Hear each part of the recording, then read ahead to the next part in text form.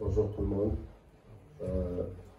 Merci. Cara, comment comptons aborder ce match avec un état d'esprit vraiment intact, qu'on a envie de gagner ce match. C'est pour ça que on le prépare très bien et espérons que demain sera la victoire et aussi ce qui nous a manqué le match précédent soit au rendez-vous. Même question au capitaine. Capitaine, comment comptez-vous aborder ce match? Bonjour à tous. Oui, effectivement, le match de demain sera un match très important. On veut l'aborder avec un état d'esprit de conquérant, être les patrons à la maison. On sait que ça va être un match difficile. Contre le Togo, on a fait un match nul à l'extérieur, mais on se doit de rattraper ce match nul qu'on a fait contre le Soudan. Malgré de bonnes choses, on n'a pas réussi à marquer ce but qui nous aura permis de prendre les 3 points. C'est-à-dire que demain, on va venir pour être conquérant, pour aller prendre ces 3 points et être mieux classé à la fin de cette journée, Inch'Allah. Merci, capitaine. À vous à présent, les questions. Le micro-baladeur, oui, allez-y d'abord, après. Bonjour à tous, c'est Marie-Hélène du journal Les Échos. Alors coach, j'ai une question par rapport au coup de pied arrêté.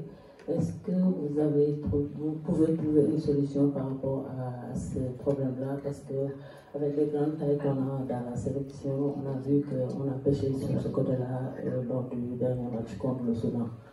Au capitaine, j'aimerais savoir quel est l'état d'esprit actuellement dans la tanière après ce match-là contre le Soudan. Merci. Oui, vous savez que les CPA, il y a les attitudes qui sont très très importantes. Donc voilà, je pense que nos CPA sont bien gérés dans les bonnes zones, mais malheureusement, ça ne trouve pas preneur sur nous, ou bien quand ça trouve, ça ne va pas au fond, mais c'est une chose qu'on travaille beaucoup, et surtout offensivement, parce qu'on sait qu'on a beaucoup de coups de pied arrêtés offensivement.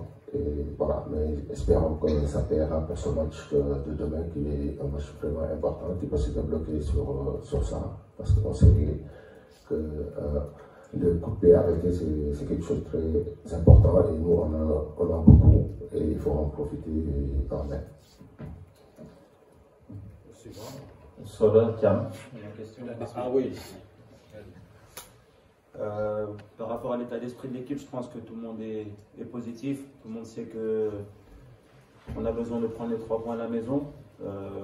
Après cette contre-performance en Libye contre le Soudan, on a à cœur de bien faire devant notre public. C'est bien, les jeunes joueurs ont été bien intégrés, les nouveaux ont été bien intégrés. Les plus anciens essaient de donner un coup de main par rapport à ça, et pour le moment ça se passe super bien. L'état d'esprit est là. Je pense qu'on a montré sur ce premier match où tout le monde voulait gagner le match. On n'a pas été au-delà de nos limites, parce que perdre ce match aurait été une catastrophe pour nous. Donc c'est bien qu'on est revenu quand même avec un point de ce match-là. Après, on sait qu'on peut mieux faire, on sait qu'on est capable de débloquer le match à tout moment grâce à nos joueurs offensifs, mais grâce aussi au coup de pied arrêté. On les travaille bien avec le coach, avec le staff, il nous donne beaucoup de clés, donc à nous de les utiliser correctement, à nous de se libérer de ces marquages, parce qu'il y a beaucoup de marquages sur les grands de notre équipe, donc à nous de se libérer de ce marquage et de libérer l'équipe aussi. On sait qu'on est capable de les aider autant défensivement qu'offensivement sur le coup de pied arrêté, donc Inch'Allah, l'état d'esprit sera là au rendez-vous demain, vous verrez une équipe conquérante, Inch'Allah, demain. Merci, capitaine. Oui, Soda, Thiam. Oui. Bonjour coach, bonjour capitaine, sur le Jam RFM. Alors capitaine, vous avez terminé donc la première phase donc, de ces éliminatoires, soldée par 2 victoires, 3 matchs nuls. Est-ce que vous pouvez nous faire un peu le bilan de ces phases allées avant d'entamer donc demain la phase retour de ces éliminatoires? Pour le coach, alors les Sénégalais ont l'habitude dans ces dernières années de voir l'équipe du Sénégal classée première donc, de son groupe. Et aujourd'hui, on est relégué, je peux dire, à la 3e place. Comment est-ce que vous voyez cela? Et est-ce que vous n'avez pas un peu de pression pour ce match de demain qui s'annonce palpitant? Merci. Oui, je dirais pression positive, c'est sûr. On a l'habitude de terminer premier à la fin du bal. Donc là, on est juste dans les phases aller. On est troisième à 2 points du premier et il reste 15 points à prendre. Nous, on fera tout pour prendre le maximum de points et pourquoi pas prendre les 15. Donc je sais que j'ai un groupe déterminant qui a envie de se racheter à partir de demain. Et je pense que vous allez voir aussi un autre visage de cette équipe et aussi des matchs qui restent. Un bilan sur les phases allées. Je pense que on n'a pas le nombre de points qu'on espérait avoir. Mais je pense aussi qu'on a fait beaucoup de matchs à l'extérieur. On a été quand même solide défensivement. On a réussi à ne pas prendre le but parfois. C'est vrai qu'on n'a pas les points qu'on veut pour le moment, mais je pense qu'il y a des matchs très importants, surtout 3 matchs à domicile. Ça va à nous de prendre les points à domicile. Vous savez, c'est difficile de voyager en Afrique. Et avoir des matchs très difficiles à l'extérieur, c'est ce qu'on a eu. Surtout sur ce dernier match contre le Soudan, a été très difficile, dans des conditions difficiles. Mais voilà, ce n'est pas une excuse. On ne se cache pas derrière les résultats, on se cache derrière rien du tout. On veut montrer à tout le monde qu'on est capable de se qualifier à cette Coupe du Monde. Et Inch'Allah, on le fera. Et ça passe par la prise de conscience. La prise de conscience que sur les matchs allés, on n'a pas pris assez de points. Et on va devoir se refaire sur cette phase retour. Donc à partir de demain, je pense que l'équipe sera au rendez-vous, Inch'Allah. Oui, Alamine, après Wahani. Je pensais. Ah, il y a quelqu'un. Oh. Bonjour, coach. Voilà, c'est Sambassi de Trestili. Nous vous encourageons suite à votre sortie à Benghazi. Mais nous savons tous que vous avez hérité de votre prédécesseur une phase de qualification un peu biaisée. Donc aujourd'hui, nous savons aussi que le Sénégal est devenu, le peuple sénégalais plutôt, est devenu un peu exigeant par rapport, depuis le premier sacre. Donc comment appréhendez-vous cette attente du peuple sénégalais? Oui, aujourd'hui c'est le statut du Sénégal qui fait que c'est normal que notre public soit exigeant. Et voilà, parce qu'on sort de 2 qualifications d'une Coupe du Monde et gagner la CAN en 2022. Et voilà. Et c'est quelque chose qui est normal, qu'on prend bien. Comme je l'ai dit, c'est notre statut qui fait qu'aujourd'hui, qui fait cette attente. Mais maintenant, c'est à nous d'encaisser ça et accepter ce statut et essayer de le montrer à partir de demain, ce match contre le Togo. Voilà, bonjour coach, Mohamed El Diop, Eric Fab TV. Donc ma question c'était par rapport aujourd'hui au match face au Soudan. Déjà le Sénégal a joué un match compliqué offensivement parce qu'on a eu beaucoup d'occasions, mais 20 tirs dans un match et plus de 10 occasions. Mais malheureusement l'équipe n'a pas été efficace devant les buts. Aujourd'hui face au Soudan, quels sont les réajustements à faire pour être efficace devant les buts? D'autres questions pour le capitaine? Une seule. Oui, c'est sûr, comme vous l'avez constaté, ce match, on revient avec un point. On sait qu'on a peiné sur l'efficacité offensive. C'est quelque chose qu'on travaille. Peut-être qu'on nous a manqué un peu de réussite. On en travaille encore et espérons que demain, la chance va nous sourire. Et les joueurs sont déterminés pour... et aussi, ils ont vu, on a fait une vidéo là-dessus, ils ont vu. Donc, je pense que pour le match de demain, le dernier geste va être corrigé et pouvoir le mettre au front et prendre l'avantage le plus rapidement si on se procure les occasions. Et puis, pour moi, en tant que coach, le plus important aussi, c'est les phases de jeu et aussi d'avoir des occasions. Et ils le font, ils respectent les consignes. Après, comme on dit aussi, le dernier geste appartient aux joueurs et parfois on peut manquer ces gestes. Et voilà, mais c'est des joueurs qui ont envie et je pense que derrière on verra autre chose. Oui, allez-y après l'avant-dernière question. D'accord, coach. Après Nafi Amar. D'accord. Wahani Johnson Sambo, RFI. Alors, coach, aujourd'hui le Sénégal est 3e à 2 longueurs du leader.